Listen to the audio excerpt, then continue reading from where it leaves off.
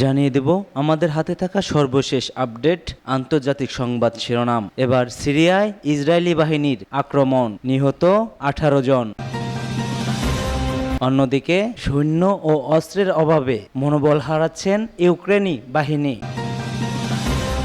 আরও জানিয়ে দেব পারমাণবিক অস্ত্র বাড়াবে উত্তর কোরিয়া, বললেন কিম জং উন।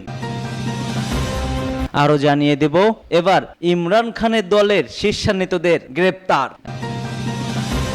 এবং জানিয়ে দেব 16 মাস ধরে জ্বলছে মণিপুরের আগুন, কেন থামছে না এই ভয়াবহতা। এবং সর্বশেষ জানিয়ে দেব মণিপুরের সাবেক সেনাকে পিটিয়ে হত্যা করেছে। এতক্ষণ শুনছিলেন সংবাদ শিরোনাম, এবার বিস্তারিত। অবশ্যই ভিডিওটি ভালো লাগলে একটি লাইক করবেন এবং সাবস্ক্রাইব করে আমাদের সাথেই থাকবেন।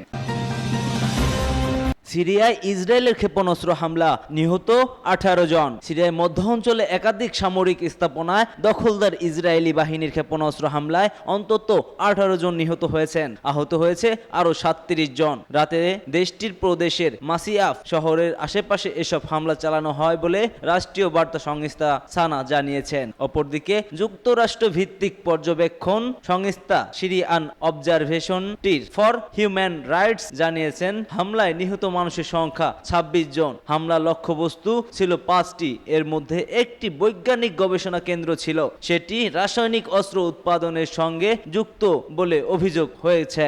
এসওএইচআর আরও জানিয়েছে নিহত 25 জনের মধ্যে 5 জন বেসামরিক ব্যক্তি, 4 জন সিরিয়ার সরকারি বাহিনীর সদস্য এবং 13 জন ইরানপন্থী গোষ্ঠীর সদস্য রয়েছেন। অপর 3টি লাশ শনাক্ত করা যায়নি। হামলা নিয়ে বিদেশি গণমাধ্যমের প্রতিবেদন নিয়ে কোনো মন্তব্য করতে রাজি হয়নি ইসরায়েল বাহিনী। তবে এ হামলাকে নির্লজ্জ আগ্রাসন বলে সমালোচনা করেছেন সিরিয়ার পররাষ্ট্র মন্ত্রণালয়। আর ইরানের পররাষ্ট্র মন্ত্রণালয়ের ভাষ্যমতে এই মামলা দামলা অপরমূলক আক্রমণ। গত কয়েক বছর সিরিয়ায় কয়েক শত হামলা চালানোর কথা স্বীকার করেছেন ইসরায়েলি। দেশটির দাবি সিরিয়ায় অবস্থিত ইরান সংশ্লিষ্ট লক্ষ্যবস্তুতে এসব হামলা চালানো হয়েছে। গত বছর অক্টোবরের গাজা যুদ্ধ শুরুর পর সিরিয়ার এসব হামলা বেড়েই চলেছে।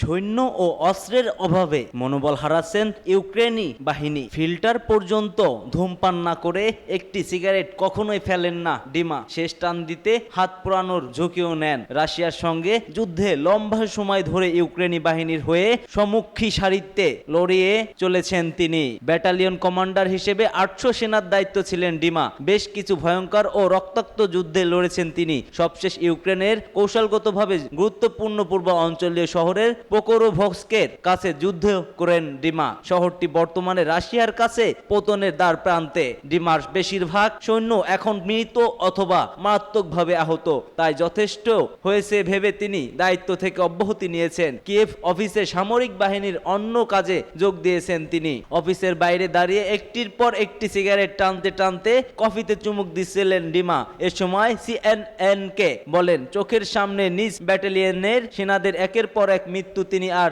নিতে পারছিলেন না। 2.5 বছর ধরে রাশিয়ার সঙ্গে রক্তক্ষয়ী যুদ্ধে ইউক্রেনের সেনাবাহিনীর অনেক ইউনিট ধ্বংস হয়ে গেছে, কমে গেছে নতুন করে সৈন্য মোতায়েন। এর ফলে সৈন্যের বড় একটি অংশই ক্লান্ত ও আশাহত হয়ে পড়েছে। বিশেষ করে পোকরোভস্কতে পূর্ব অঞ্চলের অন্যান্য সম্মুখী সারির পদদাতিক বাহিনীতে পরিস্থিতি ভয়াবহ আকার ধারণ করেছে। এসব এলাকায় রুশ সেনাদের অগ্রগতি দমিয়ে রাখতে হিমশিম খাচ্ছে ইউক্রেনীয় সেনারা। ওই এলাকায় সাম্প্রতিক সময়ে লড়েছেন কিংবা সামরিক ইউনিটগুলো তত্ত্বাবধানে ছিলেন এমন 6 কমান্ডার ও সেনা কর্মকর্তার সঙ্গে কথা বলেছেন সিএনএন। তারা জানান অব্যাহততা ও দলত্যাগ এখন বড় সমস্যা হয়ে দাঁড়িয়েছে। বিশেষ করে নতুন নিয়োগপ্রাপ্ত সৈন্যদের মধ্যে এ প্রবণতা বেশি।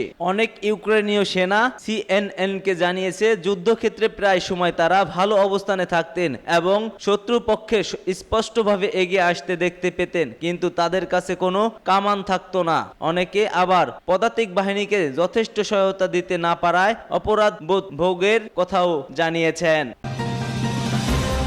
পারমাণবিক অস্ত্রের সংখ্যা বাড়াবে উত্তর কোরিয়া। কিম জং উন। উত্তর কোরিয়ার নেতা কিম জং উন বলেন, তার দেশ এখন পারমাণবিক অস্ত্রের সংখ্যা দ্রুত গতিতে বাড়াতে চায়। এজন্য তারা একটি পারমাণবিক শক্তি নির্মাণ নীতি বাস্তবায়ন করেছেন। উত্তর কোরিয়ার রাষ্ট্রীয় গণমাধ্যম KCNA তথ্য দিয়েছে। KCN এর খবরে বলা হয়, গত সোমবার উত্তর কোরিয়ার প্রতিষ্ঠাবার্ষিক উপলক্ষে ভাষণ দেন কিম জং উন। KCN এর তথ্য অনুযায়ী ভাষণে কিম জং উন বলেছেন, উত্তর কোরিয়াকে আরও সর্বোচ্চভাবে তার পারমাণবিক সক্ষমতা প্রস্তুত করতে হবে। একই সঙ্গে রাষ্ট্রীয় নিরাপত্তার অধিকার নিশ্চিত করার জন্য যে কোনো সময় এটি সঠিকভাবে ব্যবহার করা প্রস্তুত নিতে হবে। উত্তর কোরিয়ার নেতা আরও বলেন, যুক্তরাষ্ট্র ও তার অনুসারীদের স্পষ্ট বিভিন্ন হুমকি মোকাবেলার জন্য তার দেশটির একটি শক্তিশালী সামরিক উপস্থিতি প্রয়োজন।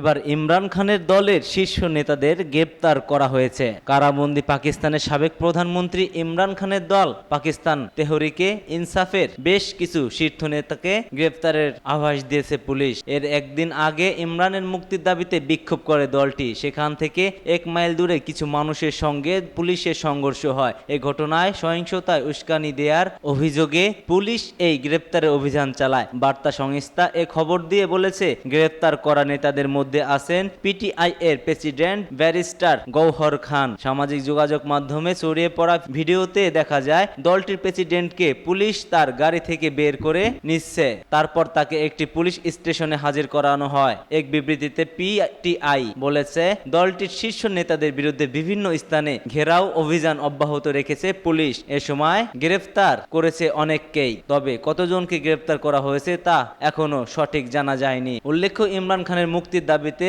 হাজার হাজার সমর্থক পাকিস্তানে বিক্ষোভ করেন। র্যালি করা হয় ইসলামাবাদের বাইরের সারঞ্জ রানী শহরে। সেখান থেকে 1 মাইল দূরে একটি মহাসড়কে কিছু বিক্ষোভকারীর সঙ্গে পুলিশের সংঘর্ষ হয়। এতে পুলিশের কিছু কর্মকর্তা আহত হয়েছে বলে দাবি পুলিশের। সারঞ্জ রানীতে PTI এর নেতারা অগ্নিঝরা বক্তব্য দেন। ইমরান খানকে আগামী 2 সপ্তাহের মধ্যে মুক্তি না দিলে জোর করে তাকে জেল থেকে মুক্তি করার হুমকি দেন তারা। কর্তৃপক্ষ বলেছে, এজন্য খাইবার পখতুনখাওয়া প্রদেশের শীর্ষ নির্বাচিত কর্মকর্তা আলী আমিনের বিরুদ্ধে অভিযোগ আনা হবে। স্থানীয় একটি সংবাদ ভিত্তিক চ্যানেলকে তার মুখপাত্র বলেছেন, আলী আমিনের সঙ্গে সংযোগ হারিয়ে ফেলেছে তিনি। বর্তমানে তিনি কোথায় আছেন, তাকে গ্রেপ্তার করা হয়েছে নাকি আত্মগোপনে করে আছেন তা স্পষ্ট নয়। ইমরান খানের মুখপাত্র জুলফি বুখারী দলের শীর্ষ নেতা ও সমর্থকদের গ্রেপ্তারের নিন্দা জানিয়েছেন।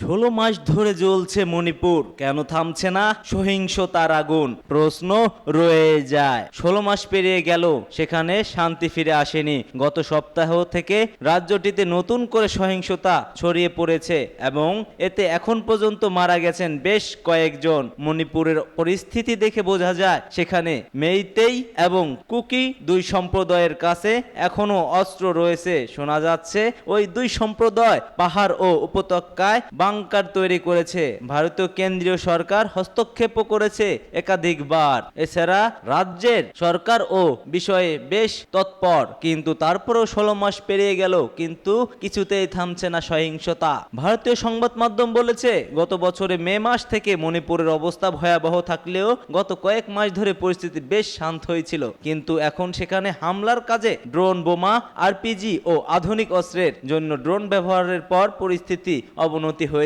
সর্বশেষ হামলার পর পুলিশ সার্চ অপারেশন শুরু করে। তখন 7.62 sniper rifle, pistol, improvised long range mortar, short range mortar, grand hand grenade সহ অনেক আধুনিক অস্ত্র খুঁজে পাওয়া যায়। বেশি করে প্রশ্ন উঠেছে, মণিপুরে কেন সহিংসতা থামছে না? এর অনেক কারণ রয়েছে। এই লড়াইটি মূলত 2টি জাতিগোষ্ঠীর মধ্যে চলেছে, তারা হলো কুকি এবং মেইতেই। মেইতেই সম্প্রদায়ের বেশিরভাগ মানুষ উপত্যকায় বাস করে এবং কুকি সম্প্রদায় পাহাড়ে। সহিংসতা শুরু হওয়ার পর থেকে 2 সম্প্রদায়ের মানুষই নিজেদের এলাকায় রয়েছে। 2 সম্প্রদায় একে অপর থেকে বিচ্ছিন্ন হয়ে পড়ায় জনজীবন বিপর্যস্ত হয়ে পড়েছে। এতে তৈরি হচ্ছে অসন্তোষ। মণিপুরে আগেই সেনা মোতায়েন করা হয়েছে, তবে তারও সহিংসতা থামাতে পারছে না বলে মনে হচ্ছে।